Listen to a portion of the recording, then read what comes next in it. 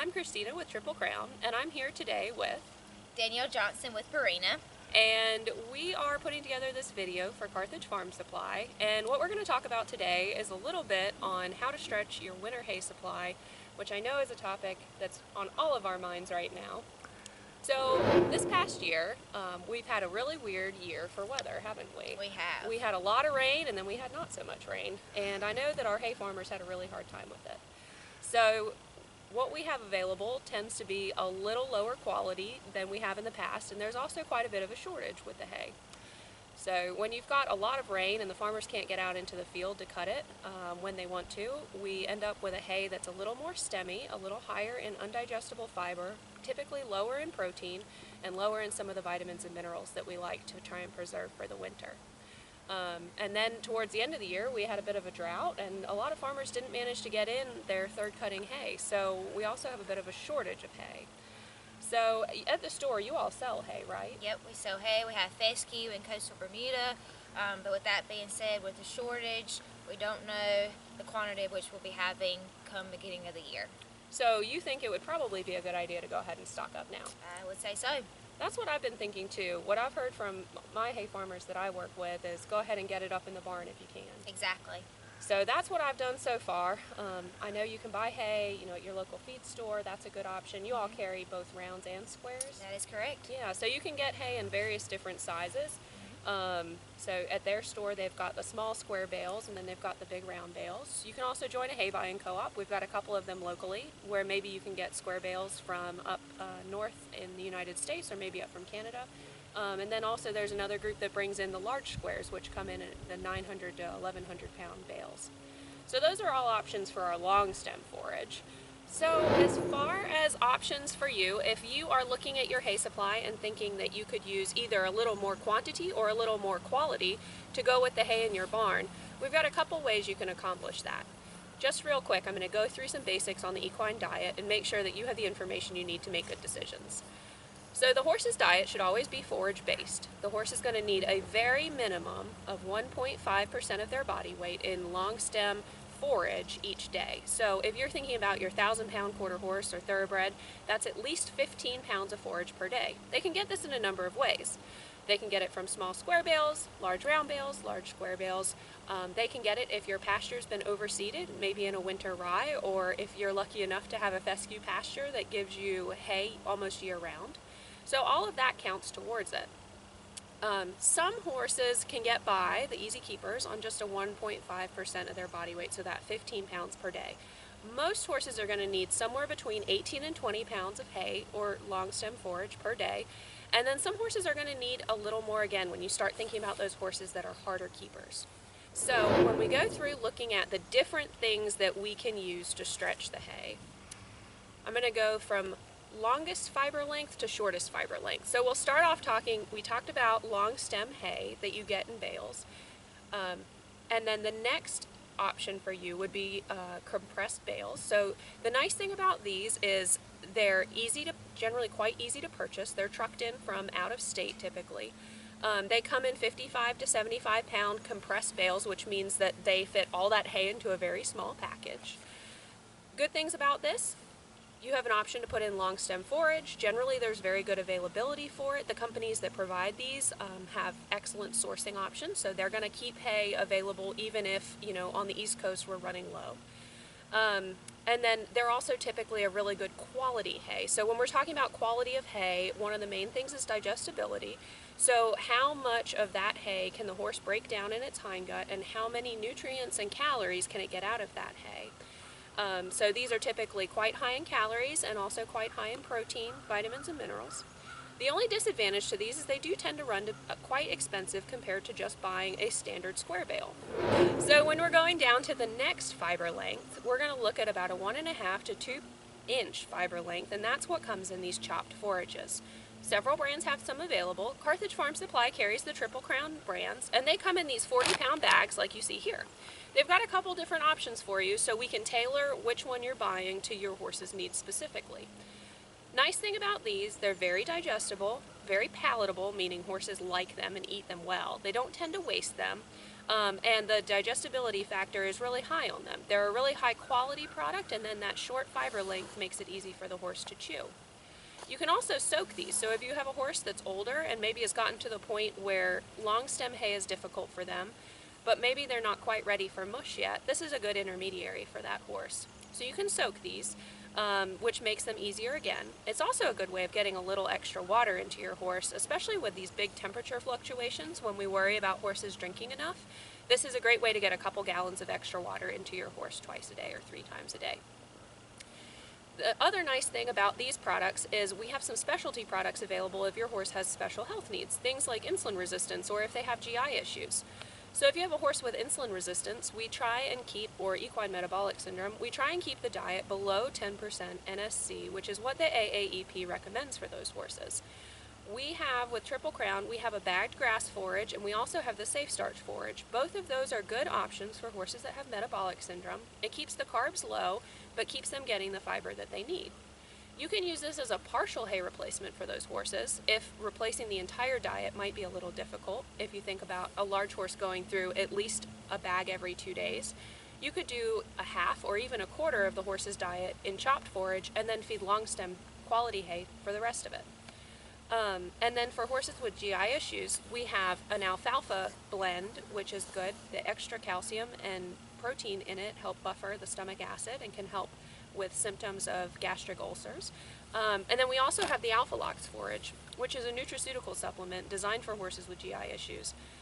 It starts at the stomach and offers buffering through the alfalfa base, and then as it goes down the GI tract, it has lots of added goodies that help with the intestinal issues that a horse may be experiencing also.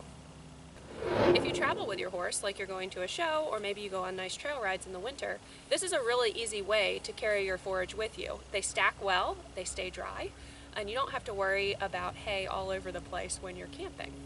So as we're going down the spectrum of fiber length, the next one down is going to be a hay cube. So there's lots of brands of hay cubes on the market, so you can look at your local store or come into Carthage Farm Supply and take a look at our Triple Crown hay cubes. We offer them in 3 different types. There's a straight alfalfa, there's a Timothy alfalfa blend, and there's the Timothy balance cubes. Each of these fits a different need for the horse owner, and we can tailor your diet based on what your horse needs. The straight alfalfa cubes are a great option for adding protein into the horse's diet if your current hay is low in protein. It also works great if you're trying to put some additional calories into the horse's diet. I wouldn't feed a whole lot of straight alfalfa cubes to a real easy keeper just because the amount of calories that we're putting into the diet may be too much for them. But for a harder keeper, either a harder working horse or a senior horse who can use those extra calories, the straight alfalfa is a great option. We also have the Timothy alfalfa blend, so this gives you the perks of doing a grass hay and a legume hay together. And then we have the Timothy balance cubes. The Timothy balance cubes are a pretty unique product. It's mostly Timothy hay with a little bit of beet pulp, and then the mineral profile of them has been balanced so that they are neutral. So you're not messing with your feed or anything that you're adding into your diet. The Timothy balance cubes are also a really good option if you have a horse with insulin resistance or metabolic syndrome. It falls under that magic 10% NSC. They're very palatable, and you can easily balance the diet using them. Again, for all those cubes, you can use that as a total hay replacement for a horse maybe with dentition issues who can't eat long-stemmed hay. You can use it as a partial hay replacement if you're trying to improve the quality of your long-stemmed hay, or if you're trying to stretch the hay that you have in the barn to make it last longer. Next on the fiber length is a hay pellet. So hay pellets are available from various different companies, and they come in different combinations. So you can get alfalfa pellets, you can get Timothy pellets, you can get orchard pellets, you can get coastal pellets. The best thing to do is pick something that complements your existing fiber program, and also pick something that your horse likes to eat. For pellets, you can either feed them dry or soaked. If a horse has a dentition problem, I always recommend that you feed your hay pellets soaked. If your horse doesn't have a dentition issue, you can feed them dry, but soaked is a great way of getting extra water into the diet, especially during these cold months, and also reduce the chance of choke for that horse. The size of the pellet varies also. Sometimes you'll see pellets that are as small as the feed that you usually see, and then sometimes the pellets go up to a quarter or a half an inch. Those larger pellets do well being soaked. Horses have an easier time eating them. So we have some research available on what the effective fiber length is for the microbes that live in the horse's GI tract. And we know that it's quite a small fiber length, and hay pellets do provide enough fiber length to benefit the gut microbes in the horse's hindgut. The next option you have for making your hay go a little further is a product called Hay Stretcher. Different companies make this product, and they vary pretty dramatically in guaranteed analysis and ingredients between them. The best thing to do is look at the tag, look at both the guaranteed analysis and the ingredients, and look for something that's going to work well with your existing diet. For example, if you have a horse with metabolic syndrome, you don't want to choose a hay stretcher that has grains included or has a high carb load on it. Other hay stretchers have almost no carbs in them, and that would be an appropriate one for your horse with metabolic concerns. The other thing to do is to consider the ingredients of the fibers that are added to it. So some fibers are very digestible to the horses. You can do an alfalfa meal or a beet pulp base, and those are going to be very, very available to the horse, meaning the horse's microbes are going to be able to break them down and take out that energy for the horse to use. Other ingredients, such as peanut hulls, are not digestible by the horse particularly, so those ones are going to afford less calories to the horse and be less useful in the long run. We don't have a bag of it out here now, but another option for replacing some of your fiber is beet pulp. Beet pulp is a nice high-calorie option with good digestible fiber, and the fiber that's in the beet pulp is digested by the gut microbes, and the gut microbes release some really beneficial molecules into the horse's body. They're volatile fatty acids, and one of the ones that gets released in particular by beet pulp digestion is butyric acid. Butyric acid is really helpful in helping the integrity of the gut lining, so keeping those cells tight together and healthy. It's also a really good energy source for those cells, so it helps when cell turnover is happening to keep healthy cells coming in where damaged cells might have been before. The one big caveat to using beet pulp as a replacement for some of your fiber is you can't use it to replace absolutely all your horse's fiber. And the other thing is that it's a really high volume feed, so it's very lightweight and fluffy. And if you've ever fed beet pulp before and ever weighed one of your scoops, you'd be surprised as to how little weight might be in a full scoop of beet pulp. So one thing, if you're going to use beet pulp to help replace some of your fiber, is be sure and weigh what you're feeding. And you need to weigh it dry before you put the water in. So scoop out what you're going to feed, weigh it, and you can use a luggage scale or a fish hook or even a kitchen scale to weigh it, and then add your water afterwards. And you'll be surprised at the amount of volume that you have to feed. Even just to get maybe 5 pounds of beet pulp after it's been soaked is going to be a really, really large amount for your horse to eat. This can be a really good thing. If you have a horse that likes to pick throughout the day, if you put out a great big tub of beet pulp and let them eat throughout the day, they're going to be doing that trickle feeding that we like for horses to do. So that's a good option if you're willing to weigh it out and also willing to put another long stem forage with it. The final option I'm going to talk about today are complete feeds. Complete feeds are feeds that have a fiber level of 15% or more. Like all other feeds, it really comes down to looking at the label, understanding what you're seeing, and choosing the one that fits best with your horse. Different sources of fiber have different digestibility. Like we talked about with the hay stretcher pellets, things like alfalfa meal and beet pulp work great for horses' digestion. Things like peanut hulls don't work so well. So be sure and look through the ingredients as well as looking at the guaranteed analysis to make sure that the fibers that are included are ones that the horse digests well. If you're going to feed the complete feeds as your total ration, keep in mind you do still have to feed a minimum of 1.5% of body weight per day for that horse. So you're looking at a minimum of 15 pounds for a 1,000-pound horse. Now if you're feeding it with long-stemmed hay or hay cubes or beet pulp, that number can be decreased down to what makes sense for your horse's calorie needs. Most feeds that are available on the market have a minimum feeding rate of approximately 5 pounds per day for the horse to meet all of its vitamin mineral requirements. And so be sure and check your tag and make sure that you're feeding at least the minimum amount so that your horse is meeting its vitamin mineral requirements. If you find that you're feeding less, if the tag says you need to feed 5 pounds per day and you're feeding 4 or 3 pounds per day, consider adding either a vitamin mineral supplement or a ration balancer in to make up the difference. Something to keep in mind when you're feeding these feeds as a total diet is you don't want to be feeding more than 5 pounds per meal per horse. That's about the capacity of the horse's stomach, and when you feed more than that, you risk having the stomach empty too quickly into the small intestine, and we don't get good, efficient digestion that way. So no more than 5 pounds per meal. The best thing to do is feed as many small meals as possible throughout the day. For some people that might be 3 meals, and for some people that might be 5 meals per day. So if we split the total amount of feed that the horse is getting for the day into a couple equal meals, it means that the horse's GI tract keeps moving just like it nature designed. Another consideration for when you're feeding a complete feed is looking at the carb load that you're putting into that horse. Some feeds, like Triple Crown Senior, have a really low carb load, and they're less concerning when you feed them at these high rates. If you look at Triple Crown Senior with 11.7% NSC versus a feed that maybe has 25% NSC, and you start feeding that at a rate of 15 or more pounds per day, the amount of carbs that you're putting into the horse's diet can get pretty significant pretty quickly. So I recommend, if the company that you're using doesn't print the information on the bag or on the tag, check their website and see what the NSC level of your feed is. If they don't have it on their website, you can always give the company a call and ask them. I don't like putting horses on more than 20% NSC diets, and I like to keep it as low as possible unless that horse is in really hard work and burning through their glycogen stores regularly. Okay, so can you remind me how much hay a horse needs a day?